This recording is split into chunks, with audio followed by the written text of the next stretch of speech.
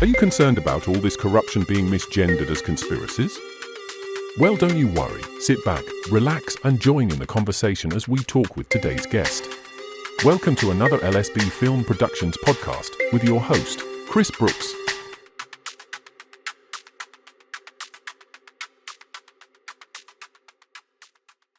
Hello and welcome to the channel. It's me, Chris Brooks, and today I've got the marvellous George Smith back to continue where we left off. Now, many people of you have been asking me, oh, when are you going to get George back on? When are you going to get George back on? So, in person, so we don't have all the technical issues, I hope. Here he is. Welcome to the show. Hello, Chris. Pleased to be here. Nice to have you here. Nice to have you here. It's taken quite a while to get here. A lot of different things have happened. My old van broke down. I've got a new van, so that's taken 6 weeks, along with other stuff that's been going on. So nice we're here in person.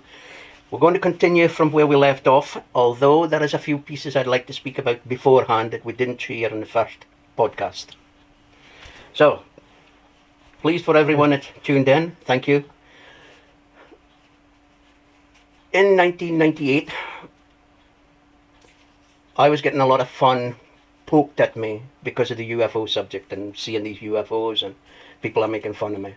And this night, harvest time, I'm in a local bar and a woman, she's chatting about me and saying, is these things real? And I said, yeah, they're real. Would you like to see one? And she says, yeah, I wouldn't mind. So anyway, 2 weeks later, approximately, it was a Saturday night. I don't know what had happened, but I'd gone to bed early, fell asleep, and I woke at 12 o'clock, midnight. And I'm very tired, very, very tired at this point. And Unusually tired? Unusually tired, unusually. So drained. Yeah. And this is what happens when when they are sending information to you from up above. So I'm lying there just tired, wanting to sleep. But I've got this thought in my head coming in. Get up and come outside. Come outside. And I was thinking, no, I don't want to. I'm tired. So it kept going. So 15 minutes past 12, midnight, the feeling sort of eases off. 20 past 12, the feeling has gone. No tiredness. And I sat up in bed and I was like, I wonder what they were going to show me tonight. What was going to happen? So, lying there thinking for a while, well, they're probably going to take me in the craft and show me this or do this or whatever. So, 10 minutes later, nearly 10 minutes later, coming on to 1:30, there's a knock at the door. And I looks up and think, okay, I know it's you guys. So I shouted, who is it? And the voice came back, it's me, Polly. So I knew exactly who it was. It was a friend of mine who lives locally, but he's a bit of an alcoholic, was a bit of an alcoholic. And he would come from a local pub up past to see me, would have a cup of tea, and then I'd give him a run home. So I shouted, come in. So in he came, and I says to him, did you see anything outside? He said, no, nothing, didn't see anything. I says, there's a UFO outside, you didn't see it? No, Polly, no, nothing. He says, you've got to come down to the pub. This guy wants a lift home. And I'm thinking, wow. Is the pub still open? The pub was open, yeah. It was 12 o'clock, well, 12:30, Saturday night. So the pub would be open could be open to 2 in the morning maybe. No lock-ins. Yeah. So what happened was, I said, yeah, okay. So there was a reason they wanted me to come out. So got dressed and walked down through the farm buildings, past the farm buildings, watching the sky. And I said, got to be a UFO here somewhere. And I said, between some of the buildings and the trees, I'm looking to the north, and here it is. Here's a UFO, orange light in the sky. So I asked it to swing like a pendulum. And it went like from 8 o'clock round to 4 o'clock, if you imagine the clock face. Swung back and forth. Nice big swings. And it was like, yeah, okay. So past the trees, come to the other side of the trees, walking out the road, and the UFO is following us round in the sky, heading west. So at the end of my farm road, I didn't go down through the village. I crossed the fence, up into the fence, into the field, and crossed the field. Because remember, it was just after harvest, so the fields had been cut. So I crossed the field, keeping the UFO on my right-hand side, up in the northwest, and just watching it coming round, and it changed colour from the orange to the whitish colour, and it just sitting there. And I walked around, got down to the roadside near the pub, crossed the road, watching, looking back at it, and before going into the pub door, I says to the light, I says, I've got you this time. So I went into the pub, went up to the landlady, and I says, can I borrow your video camera? She says, yes. When do you want it? I says, just now, please.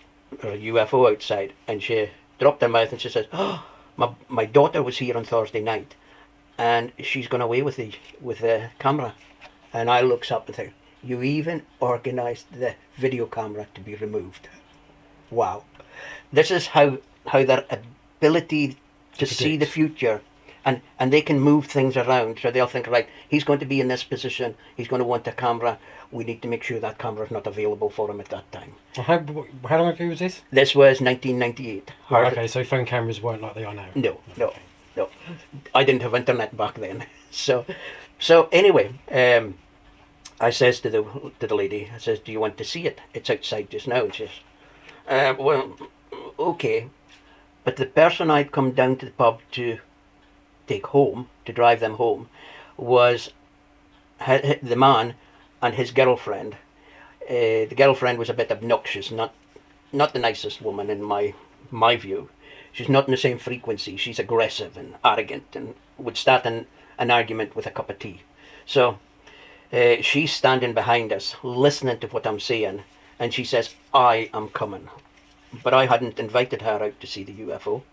So anyway, we went out the bar, into the car park, and we headed west in the car park quite a bit. So we're away from the light that was surrounding us, and I looks up in the sky. So the lady owned the pub. She's on my left-hand side. So we're looking northwest, and I saw the UFO, and it gave me a little wee flash. And I says, "That's it," pointing to it. So the lady, she's on my left, she's looking at it and not seeing anything. The arrogant woman, she said, "Oh, that's not a UFO. Stop being stupid. It's just a star. I'm going back inside. Come on," she said, "we need to go inside."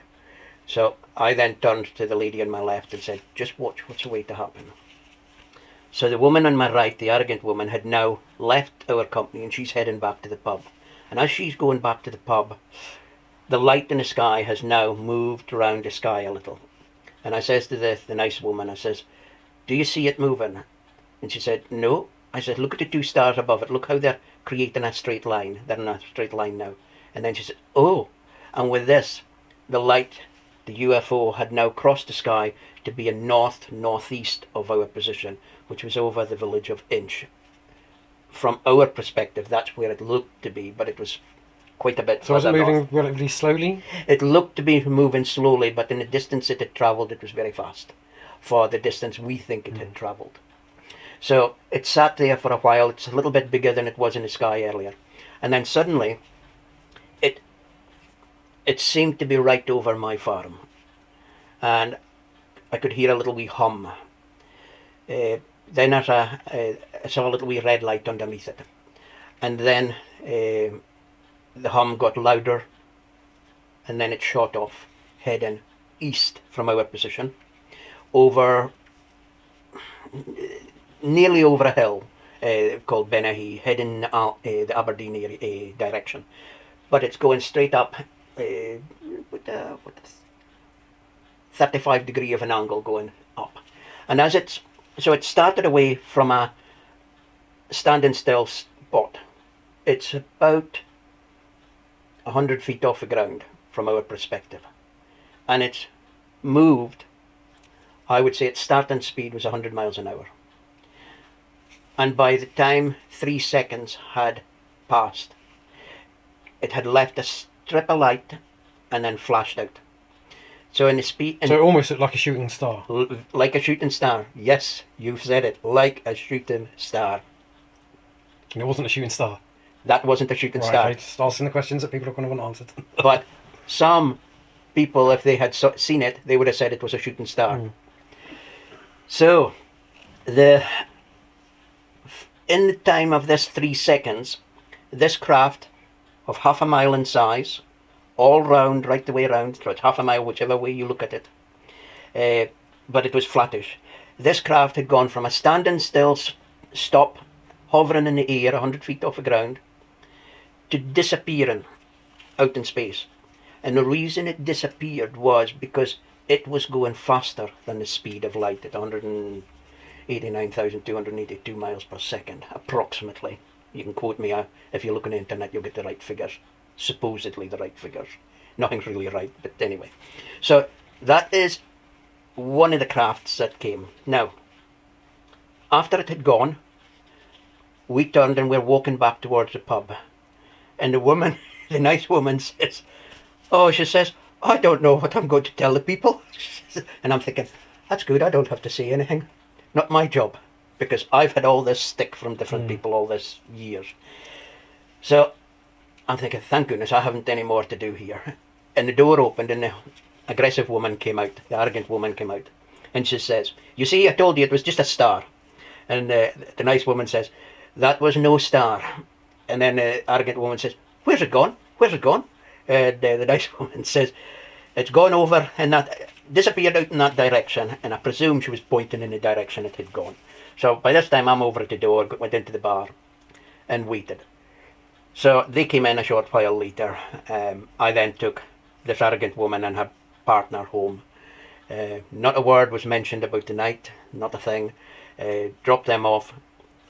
And the woman, the man says to me, take a car home. Is this the man that I had to give a lift to? So I'm driving his car. He said, take my car home, leave a key in a normal place. So I said, yeah, no problem. So on the way home, I'm coming back through the village of Premney, or leaving on the map. We call it Premney because it's a local name. So I saw this guy, Ted, walking along the street, so I stopped, picked him up, and I drove him down to Inch, 2.5, 3 miles from where I am from. So dropped him off. We just chit-chatted about different stuff that had been going on, but the UFO was never mentioned. It was just another UFO sighting, and nothing that important to some people. But on that night it was just a case of take him home, drop him off, see you sometime. So dropped off, come back home, dropped off, got the car, went to bed. In the morning I got up, did my housework. Always a Sunday thing that I did. Made my dinner, then went out to the shed and did some work on the hydrogen engine. Yeah, usual housework that most people do. Housework. I was thinking dusting and hoovering. I don't do the dusting, but I do the hoovering. And so anyway, I'm sitting in having my lunch and decided, right, let's get out to the shed and do some work on the hydrogen. And I heard a car coming about to the yard. So I looked out the window, didn't know who the car was, I didn't recognise it. But Ted, the man that had come to my door the night before, or in the morning, he gets out over the passenger side, comes round. And I went out the door, so he came over, and he says, you've got to come down to the pub. The landlady's telling everyone what happened last night. You have to come down. Everyone's laughing. They're making fun of her. You've got to come down. So I said, okay. So in over the car, they drove me down to the pub. It's only a short distance anyway, as I said, walking down the night before or in the morning. So I opened the door and there's just a hum of people speaking. There's about 50 odd people in the bar. And the people at the door, they looked round at me and they suddenly parted. And as I'm walking into this space, the next people, they stopped speaking, they parted. And this continued right the way up to the bar. Everyone just parted. And by the time I got to the bar... Parting of the oceans. Yeah, yes. Nobody was speaking. There wasn't a single sound. So I asked for a soft drink and got a drink. All I'm hearing is... I'm hearing a glass going down on a table. And I'm thinking, that's weird. So I got my drink and I thought, right, let's turn and face the music. Let's see what nonsense I'm going to get thrown at me. So I looked round to this 50 odd people. There was only 3 people left in the bar, pouring down the last of their drinks, and they were gone. The whole bar emptied. Absolutely emptied. Had you forgot to put your aftershave on? Yeah, my BO must be bad. So it was like, wow. But the message had gone out. Alison, the lady... First names are, isn't it? Okay. Alison had given the information out. 50 people had heard what had happened. They are now going and telling other people. So 50 people then become 100 people, then 200 people, then 500 people. So a lot of people in the area now knew about this big craft that had come. I bet there's also a lot of Chinese whisper as well, so it got exaggerated or it changed as more people... Probably, yes. But nobody ever come back to me with any information. But I know that it went out there. And that was the main thing. Because the the aggression towards me and the UFOs just stopped. It all stopped. That one incident stopped it all. That was all it was needed. So I was then able to continue with my work. So we now have a lot of people in Aberdeenshire area of Scotland that know about this UFO. They're being told second-hand information, etc. And they believe this woman because she is an honest woman. And that is the reason that the other one, the aggressive one, the arrogant one, wasn't allowed to be with us, because she is known for fairy tales and not telling the full truth. So anyway, finished my drink, went back home, got on with the hydrogen. Following day, I'm working in the shed at night. Well, I go down. Yeah, I pop down. So I popped down to the pub for a short while at night, and a couple of people in the bar, nothing said. Same again on Tuesday, went down. But this night, there's one gentleman in the bar, he finished his drink, he left. The landlord, he disappeared. So I'm sitting in the bar on my own. Landlord then came So back. was the lady just a bar worker? She's the wife of the husband. Right, okay. Okay, so there's a husband, So landlady. the man and wife, both landlady and landlord, both owned the bar. It wasn't a owned bar by a brewery, they actually owned the place. So what happened was that the man came back up, nothing said. Then the landlady came up, and she came out at the door, coming up from downstairs, and she looks round the corner at me and she says, "Well, what was that last night, the other night?" And I says, "What was what?" I knew what she was meaning.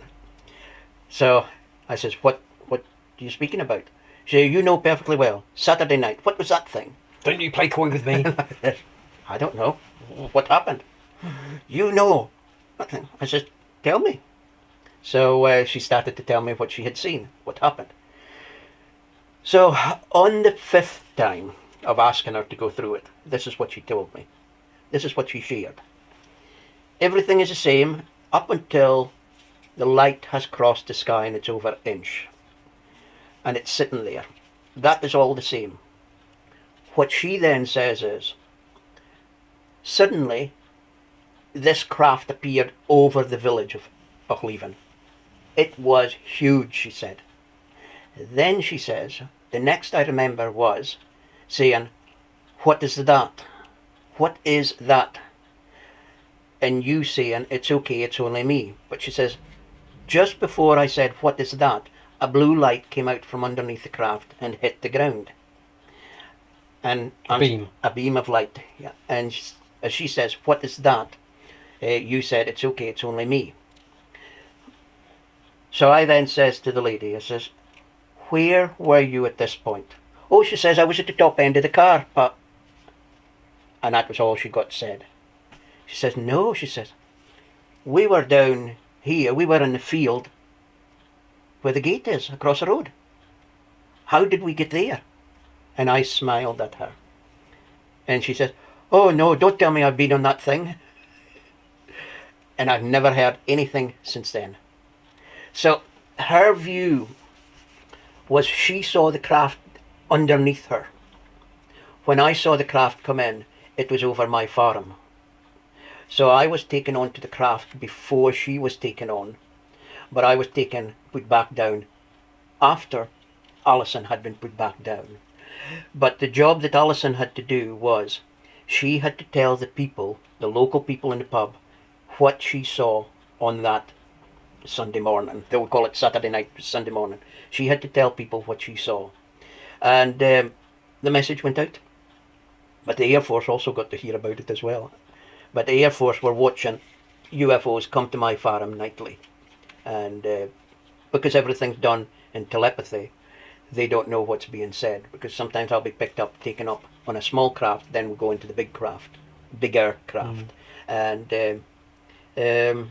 so what is it about your farm then? Or that area? It's me. Okay, what is it about you then? My job is to work on technology and share the information with the people. And there's stuff going away to be happening in the future, which we're going to speak about.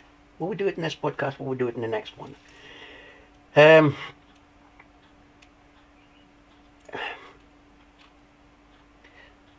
trying to think where to go from here. You see, because I've finished off the hydrogen engine. But when you're building something, you're going on learning about other stuff. You're learning about materials, you're learning about tools, you're learning about how things operate. And it took me a long time to work out how to break water down. And I thought, when I got it to work, I thought there was only one way of breaking water down into hydrogen and oxygen. How stupid I was. Sorry. After getting the engine to run, I then learned over 7 months, I learned 7 different ways of doing it. And the one that excited me was using vibrational frequency.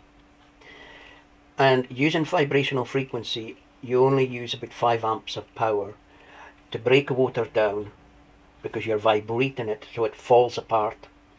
And it's how they bring down bridges, isn't it? yes, and houses. The military bring houses down and Twin towers and all kinds of stuff. yes, using frequency because the structure falls apart.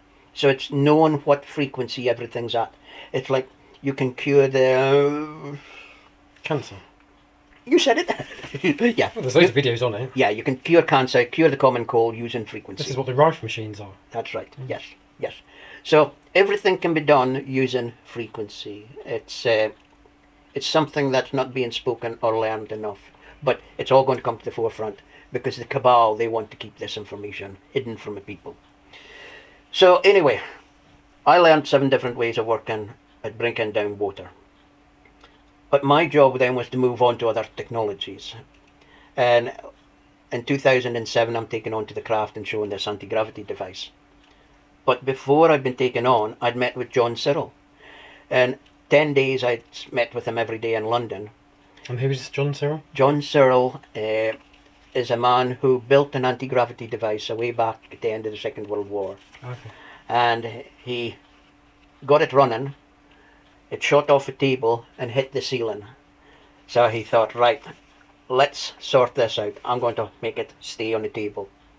And I'm at a meeting with John Cyril up in Aberdeenshire at Aboyne in the Jungle Inn. And I'm sitting at the table with John, and there's a lot of people there. And John says, I'm going to stop this from hitting the roof. He says, I took lead home from the place he worked at. He worked with a hydroelectric company. And he says, I'm taking lead home, packing it on. I started laughing, and the people are looking at me. And they're, how dare you laugh in front of John? How dare you? This is serious. John's... So what is it about lead, just because it's so heavy? It's heavy, and what it does is... And I'm going, no, you don't want to put lead on. No, you don't want to put... And he says, I'm taking more lead home, more... Packing it on. He's now laughing. I'm laughing. I'm killing myself laughing. I'm going, no lead. No, you don't want weight. He says, so I have all this weight on the table. It's shaking. He says, I started it up and I could see it. Not only did it shoot up and hit the roof of his bed set, it went through the roof. It then went through the next roof. The tiles were falling off the roof. He says a policeman was out in the road. They thought that he made a rocket, and he got arrested. Anti-gravity works partly as the more weight you put on, it's like giving it more horsepower. Right, so the more weight, the stronger it becomes. The stronger it can become, yes. So, as I say, we've got... So John then said to me on the 10th meeting that we had in London, we used to go out and have I'd take him out and we'd sit down and have a chat and a meal. And he said to me, he says, what are you going to work on next? And I says, I'm going to work at taking a gallon of water and getting 100 miles to the gallon. And a gallon of petrol and get 100 miles to the gallon. He says, how are you going to do that? And I says, I'm going to heat the petrol and vaporize it. And he says, yes, vaporize, very important, vaporize any liquid and you will get miles per gallon. If you gas a liquid, and that gas is a combustible gas, you will get miles per gallon. So it performs much better. Oh yes, and cleaner. How does one do that then? Well, with petrol, all you have to do is just heat it a little. Put it into a tank, or you could have it come in round a coil near the exhaust or something. I'd have to get you to have a look at my car. So, John has one piece of technology, an anti-gravity device. You can go onto the internet and put in John Cyril. What is it? How are you spelling that surname? Cyril is S, then Ear, E-A-R-L. John Cyril. and he's died. He has died now, but good man, very good. He was picked up by the military after he patented his anti-gravity device. He missed one piece from it, and he was picked up by the military. And the military every day, they locked him up for 6 weeks, and every day they injected him with something, and his belly and his waist just blew up. I think that's what's happened to me. And it says, if you don't work with us and tell us what you've done, the missing piece, we will not inject you with this, which will stop the swelling. And he said they did this to him every day for 5 weeks. He was locked up for 6 weeks, but for 5 weeks every day. And he said, because they'd stolen his technology, he said I wasn't going to give him the information. But because of what they did to him, he said that was confirmation. Don't give him information. So a lot of people have tried to steal this device from him. So anyway, on the 10th day as I'm leaving, he says, I want to give you my technology to continue to work on. And I said, no. I says, I can't take it, it's yours. His head dropped down a little, as if everyone else that he has in his circle is trying to steal the thing. So unbeknown to me, our brothers and sisters then moved in and had the next plan. So in 2007, I'm taking on board the craft and I'm showing an anti-gravity device. So as I say, I knew about 7 different ways to break water down. We have more than 7 different ways to do anti-gravity. And people out there that say, oh, you can't do anti-gravity, they are so far back in the Stone Age days, they don't have a clue what's going on.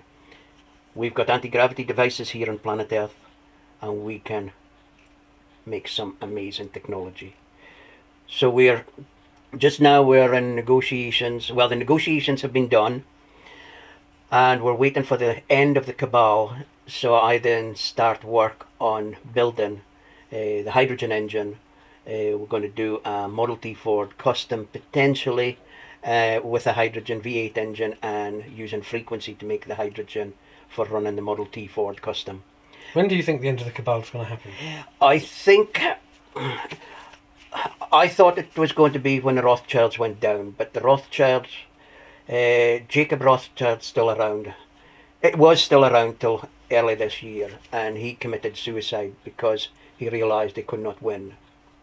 But there's more to the Rothschilds. In 2018, I was at a UFO meeting in London, and a representative for the Rothschilds, his name is James.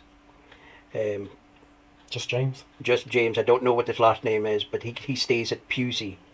He came to this meeting in London, and his job was, he says, I am a representative for the Rothschilds, and the Rothschilds want you to come back to their house and set up a system, help to set up a system where they can control the whole of the human race.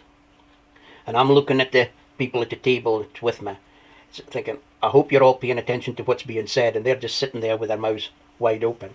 And the guy says, oh, he says, because he thought I'm friends with everyone here, he says, oh, you're all invited back to the Rothschild's house.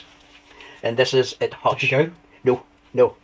But last year, on 5th of November, because the Rothschilds owns a piece of ground near Hush, or near a village of Hush, I went back thinking I'll find the Rothschilds' house. Not so easy when you're in that area. So on the 5th of November, I was going to go to the Rothschilds and chat with them, because they've asked to see me. So I was going to speak to them, because I wanted them to sort out issues that I had had 2 years earlier. Because 2 years earlier, I had a big banner up in Glasgow, and we'll come to that later. Basically, the authorities wanted me killed, and a UFO turned up. I was 7,000 police, over 7,000 police in Glasgow that day. I was 120 different countries, and different politicians from different countries were coming to me and saying, I believe you, I believe you. But I have a banner showing about that incident. So anyway, I was going to go to the Rothschilds and give him an ultimatum. But go on, keep talking to that. I've just got to go and get the door. Yeah, but I didn't, it didn't happen. sometimes things that you planned you want to go and do, sometimes our brothers and sisters get involved and stop it. They don't allow you to go down that road, or they don't allow you to do this or do that. So let's go back to 2012, 2013, because we need to get you filled in with what was going on there. Sorry about that. Now, it's okay. In the last podcast, we spoke about the first 2 jet fighters that were crashed 2011, because they broke into my shed, the Freemasons broke into the shed wanting to see the anti-gravity device, see what I was working on. And so the first 2 jet fighters were crashed, one in 29th of January 2011, then the next one 15th of February. So the following year we had the 2 jet fighters again, another 2 crashed off the coast of the north of Scotland. This time it was because the police had gone to ram my car, and with the police attempting to ram my car, I then phoned RAF Lossiemouth. We have a big shouting match going on about the police harassing me. So the man at the other end of the phone, he spoke then, asked to speak with the police officer. So he's on the phone to the police officer. I handed my phone over. She shouts down the phone at the military guy. And then very quickly she says, "Sorry, sir." And it's very quiet. She's, "Yes, sir. Yes, sir. Yes, sir." So this goes on for a while. Then she says, "He was on the phone, sir." And I'm thinking, "Ooh, you just dug yourself a big hole there." Because I hadn't been on my phone for 10 days. But because the military, or the UFO department of the military, are monitoring my phone calls, they knew I hadn't been on the phone. So her response to that was, at a pause, then she says, the police officer says, "Yes, probably to yourselves," meaning I had made the phone call to the Air Force because she was attempting to have me run off the road. And she is now understanding that the Air Force have told her, "Yes, he was on the phone to us because you were trying to run him off the phone. Run him off the road." So the guy at the other end of the phone knew exactly what all was going on, but the police officer didn't know. She didn't realise I had connections into a department at RAF Lossiemouth, which is the UFO department, which is way, way higher than your average Joe Blogs gets to know about. So 4 minutes, 5 minutes passed. Then the phone came back to me and he says, "Does this mean we're going to have another 2 jet fighters crashed?" Because I was fuming. I said this in the last podcast. I said, "Yes, probably." And then out of my mouth came the sentence, which was directed from our brothers and sisters, because they were now speaking. And the sentence was, "And maybe a nuclear submarine taken out of the sea and set down in Tiananmen Square." And in my mind I'm going, "Oh my goodness. Okay, relax." The man on the other end of the phone says, "And who's going to do it? Is it going to be you or your ET friends?" And I then said, "It won't be me." So the phone went dead. Oh well, the following sentence from the police officer was, "You're not displaying a tax disc." I says, "My car's taxed." Well, she says, "I don't see it." But I knew where it was because I had put it in a folder in the boot of the car in case of something like this happening. So I got out, went round to the tax desk and looking and making out that I didn't know what had happened. So went to the boot, but in the boot, now everyone will tell you, when you go from one place of your car and you go to another place, the police will always follow you. This police officer stood at the tax desk on the driver's passenger side. I went round to the boot of the car, opened the boot, took out the folder, but the anti-gravity device, not finished, was sitting in the boot of my car. So how big is this anti-gravity device then? The one that they've stolen from me is that size, but it's actually supposed to be. They took it before. They stole some bits it hadn't been made. So how are they going to get it to work when? They should have waited till I finished the anti-gravity device and not taken it before. And they would have got the whole thing. But they wouldn't actually, but it doesn't matter. So I'm round to the passenger driver's door, sit down over, open the folder. She comes round the front, the police officer comes round the front of the car. She's standing at the side. And, the chitty from a post office fell out.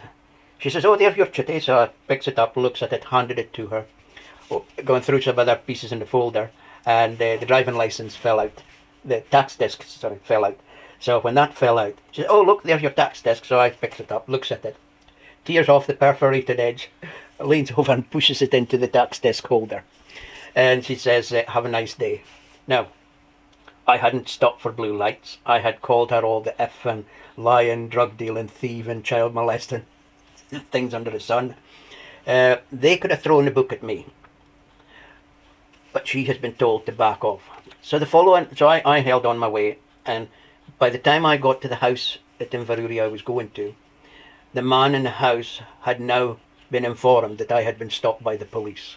And he says to me, I hear you were stopped by the police out near Port Elphinstone. Is that right? I said, yeah. Oh, no, he says.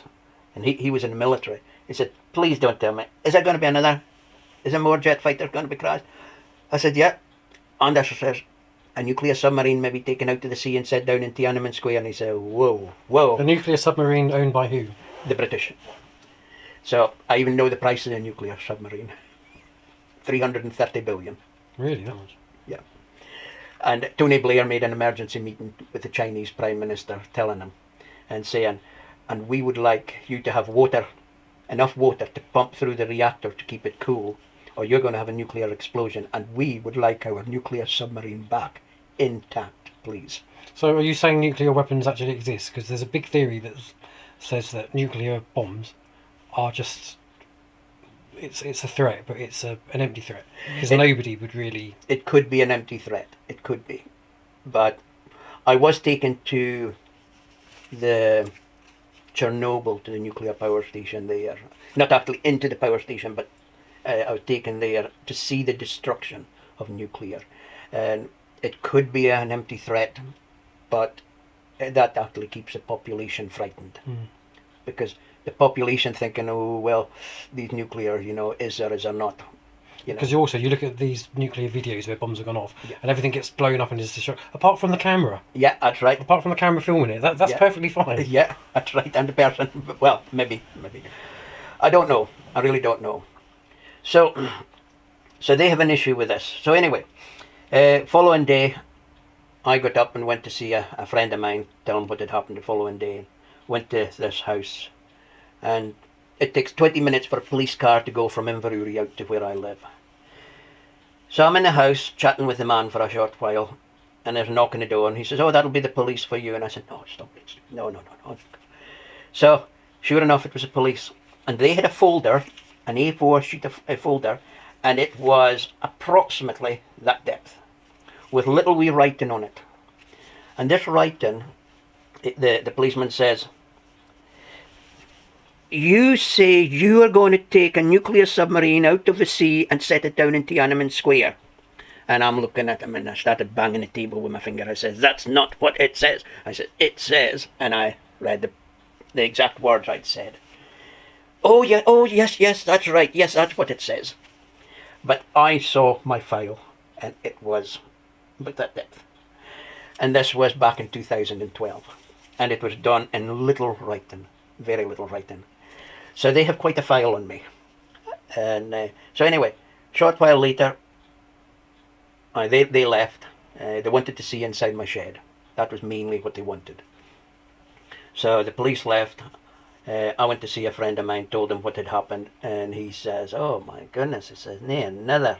Oh, he says, this means, he says, you could be locked up for terrorism against the state.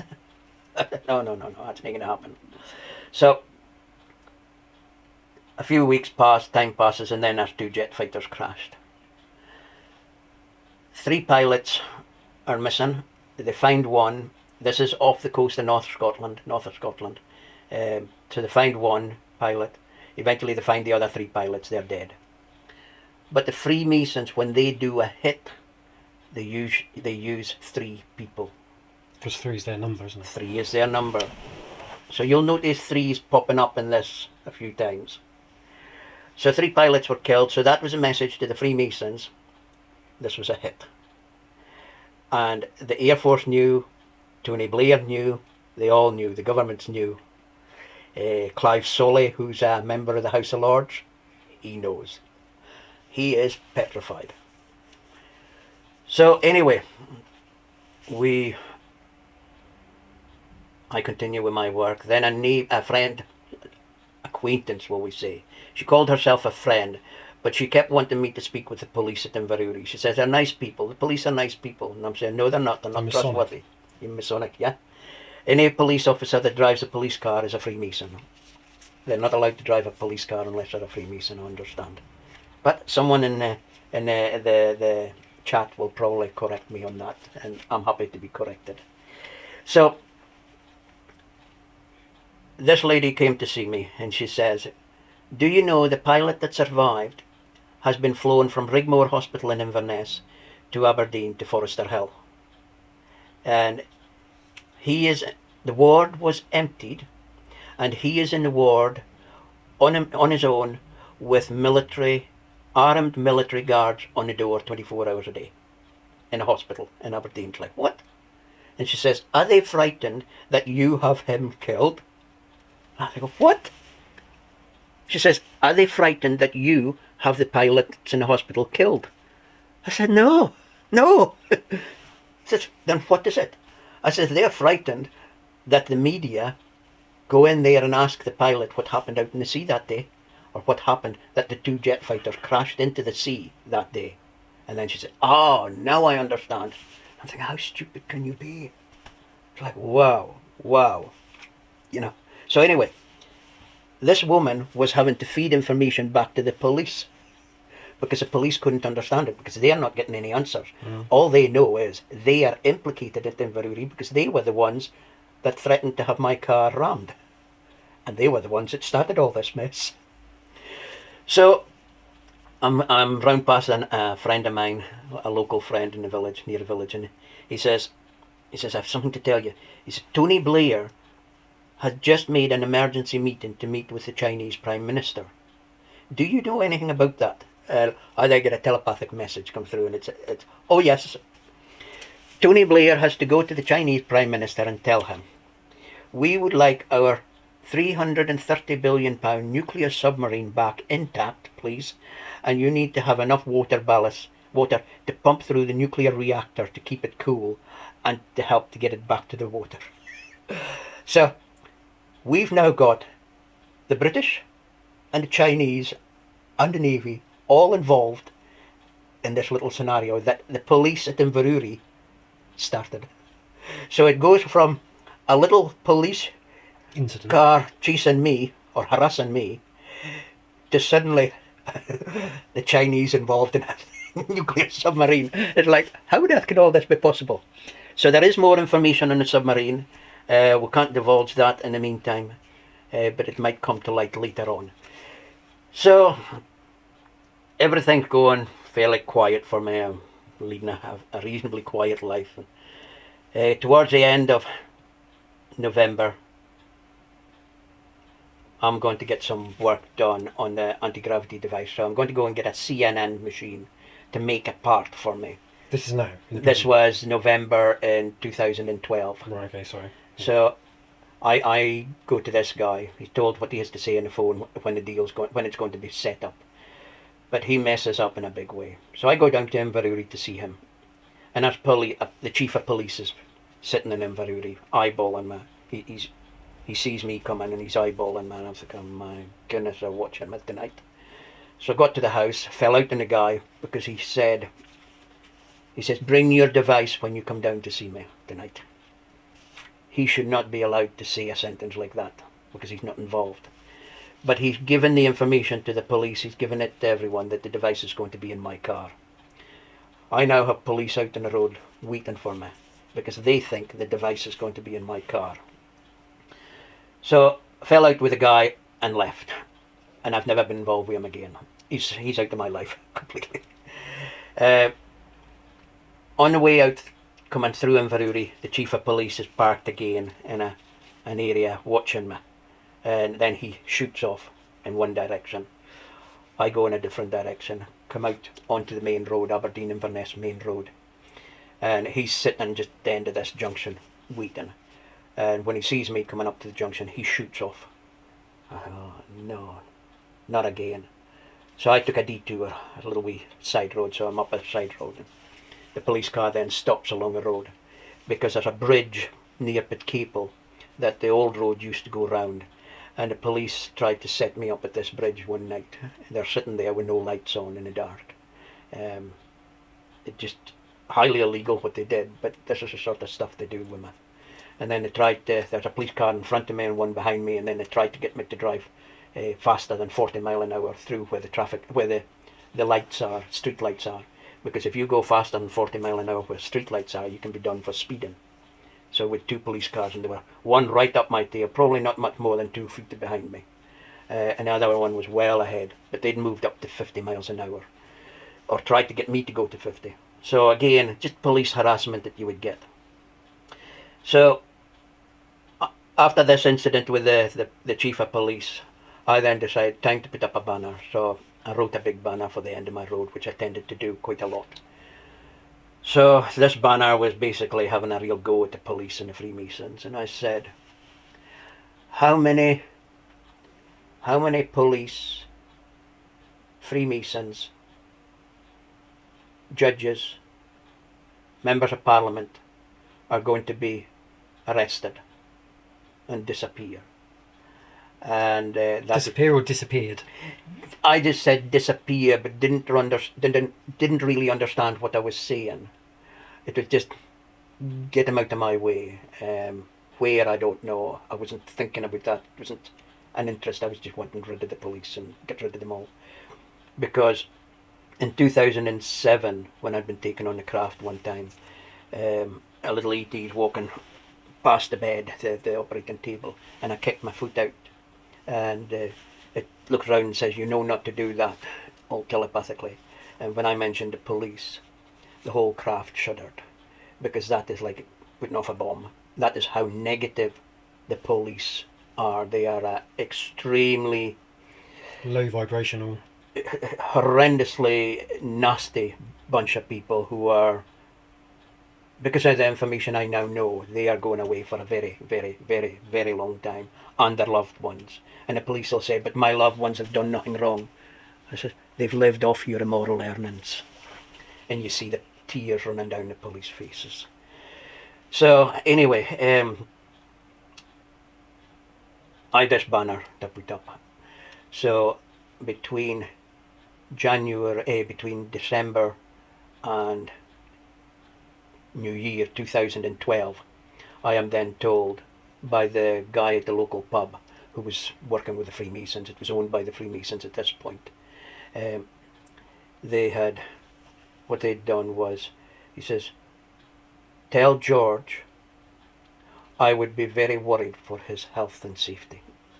Meaning, we're preparing to have you, or they're preparing to have you bumped off. So I was thinking, wow, time for the next banner.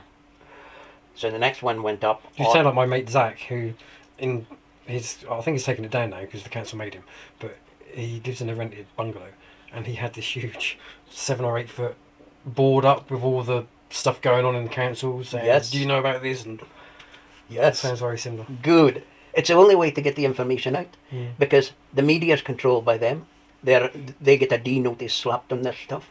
They're not allowed to speak about it. They've only to speak about the selected things that's allowed to be spoken about. Like their email that comes in at 4 o'clock in the morning. Right, this is your topic you have to speak about today. Whether it's true or not, it's just rubbish. So the second banner, well, not the second, but the next banner goes up. It goes up, I think it was 4th of January 2013. This was hard hitting.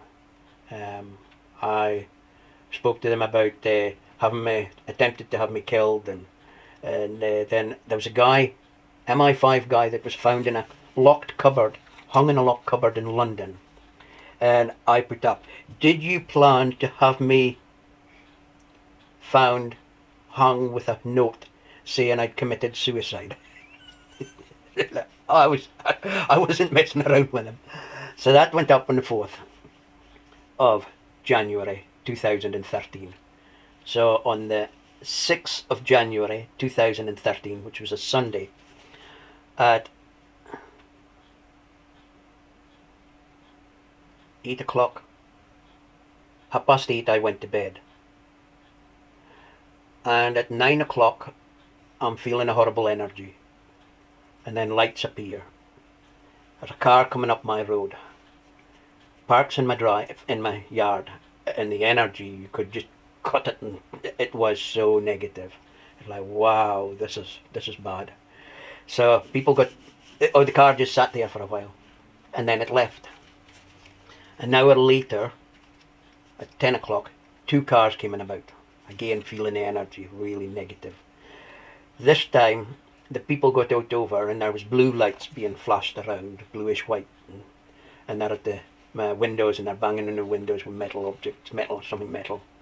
And I think, wow, this is dangerous. So I asked for help. So less than 5 seconds after asking for help, everyone went back to their cars. And the cars started up, drove out the road. And I'm thinking, this is not safe for me here. Let's see what happens now. An hour later, another vehicle come in about. So I got up, I cleared out. So it sat in the yard for about 5 minutes with the headlights looking in at my living room window. Then it left. So I thought, these guys are not happy because of everything that I've done, the banners and what I've said about them. And basically I'm letting the locals know that Freemasons, you need to be careful with these Freemasons because they're just a bunch of thugs and liars, and they steal everything. Everything they've got has been stolen. So I then slept outside that night. Now this is the 6th of January 2013, so you can check the weather for Aberdeenshire 2013 or Inch area. So I slept outside that night with one eye open. In your car? No, I would have been a target in the car, you see. In your shed? Yeah. So the following day I went to my neighbour, I told him what had happened. Oh, he says, there's a police van coming in about you. Go and tell him what happened last night. You need to go and tell him. Sort this out, get him to sort this out. And I said, no. No, I says, not the police. Oh yeah, but they're good people. I said, no, they're not. So you've got people believe in the media, all these media programs, how the police are good and they do this and they do that. Rubbish. So I then packed things and I left. So that day I went to see a farmer, waited to 5 o'clock at night till once it was dark, went to see a farmer, told him what had happened. He says, oh me, he says, this is serious. I said, yeah. I says, I'm going away. I says, can you look after my farm, please? I says, so he nodded, yeah. I says, I don't know when I'm going to be back. I don't know when you'll see me, but I need to go. Did we mention this in the last one? Yes, because some people asked questions about the farm. Do you still have a farm? Do you not, etc. So I ended up leaving Aberdeenshire and took a back roads to Inverness. Then I held over to down Loch Ness side. There was a friend I knew down there. He said, oh no, you can't stay here because he's also having issues with the police. He was spiritual as well. So I went down Glasgow, and from there moved on to Wales, North Wales. Then I crossed over to Lincolnshire, Nottingham, then Lincolnshire. And on 15th of January 2013 I booked into a B&B in Skegness. And on the 16th of January I'm sitting at breakfast in the morning, and the TV's on, they're going on saying, oh terrible, this helicopter has crashed in London. It crashed outside MI5's front door. It crashed because of the fog, and there's all this on the news, and we're speculating this, and 3 people have been killed. And I go, 3 people killed? So then I get a telepathic message, and the message was, job done, now we want you to go to Nottingham. So I thought, job done, watching television. Okay, job done, yeah. The fight has now gone from Aberdeenshire to the heart of London. MI5 front door. This is where we're at now. London is now the point. Where are we in the, like, today, present? Today, present, we have huge amount of people absolutely petrified. Absolutely messing themselves. Can't get enough toilet paper. Are you still having the UFO Yes. interactions? Yes, there was one came to see me 3 weeks ago on Saturday past at 9 minutes past 8. One of the messages was there's a group of people at Mexborough that I've been hanging around with. I have to be clear of these people because they're bad people. They're not telling the truth, and so I have to be clear of them. So what do you see for the future then? How's that going to pan out? The future is going to be unbelievably good because the next piece I have been given information about what's going to happen. So I told the people in the house that I had to go to Nottingham. So I went over to Nottingham. So I left there on the 16th. Now if you take 16, 01 is January, 16, so 01 is January, and you turn it upside down, you've got 9/11. 9/11 was when the helicopter was crashed in London. There's a lot of crashes with airplanes and things on that date, weren't there? Maybe not that year, but... But so that was the message for everyone in a position of authority and power, and they knew it. Well, I don't think they did because they're not very bright people, because they had to come and speak to me at Nottingham. So I'm in Nottingham. I've been there in a bed set for, I think, about 2 weeks, thereabout. And I came home from this bar after listening to live music. And I sat inside the bed, dropped my head into my hands and thought, oh me, what on earth happened? Here I am down here in England. My farm's in Scotland. My shed for doing the technologies in Scotland. My friends are in Aberdeenshire. What am I going to do? And the time was 2 o'clock in the morning and I got a telepathic message. Now I hadn't been speaking to anyone about what had been going on. I hadn't told anyone what had happened. The telepathic message, you're going to love this. It was, the people, it's the man's voice, the people who came to your property that night were a combination of local police and local Freemasons. We are going to go to Aberdeenshire with a bigger craft than we've come to see you with in the past. And we are going to arrest over, now I get this mixed up, over 250 Freemasons and over 200 police who have been involved with your harassment. We are going to come to Aberdeenshire with a craft larger than the ones we've come to see you in the past. This one is going to be 25 miles from one side to the other. So pretty much the circumference of London. Yes, it's everywhere in Aberdeenshire is going to see the craft. And the craft is going to sit over Aberdeenshire for 3 days and 3 nights. While 33. Yeah, 3 again. While they do the arrests. These people who have harassed you are going to be removed from planet Earth, and they are going to be put away for a very, very, very long time. So we are speaking not hundreds of years, but a long, long time. Anyone there that's a police officer, you need to tell every single one of your police officers, sort out your mess. You're going down. Basically, these people are going to be dumped in places that are not very nice. Not nice. Well, let's look forward to that moment. And so, they then told me... We are going to have to wrap up soon, though. We will, yeah, we've run too long. They then told me they will have no problem holding these people on the craft because they have cells which can hold far more dangerous creatures than anything we have here on planet Earth. And I then got in my head dinosaurs. Moving dinosaurs from one planet. Once it is ready to be... You don't believe in the old dinosaurs, do you? The Bible speaks of dragons. Well, yeah. But dinosaurs, that word wasn't even penned until like the 1800s. No, that's right. But it's like a farmer with pigs. He'll put a heap of pigs onto a rough piece of ground, and that pigs over years will break that ground down, and it'll be able to grow potatoes. And this is what dinosaurs are about.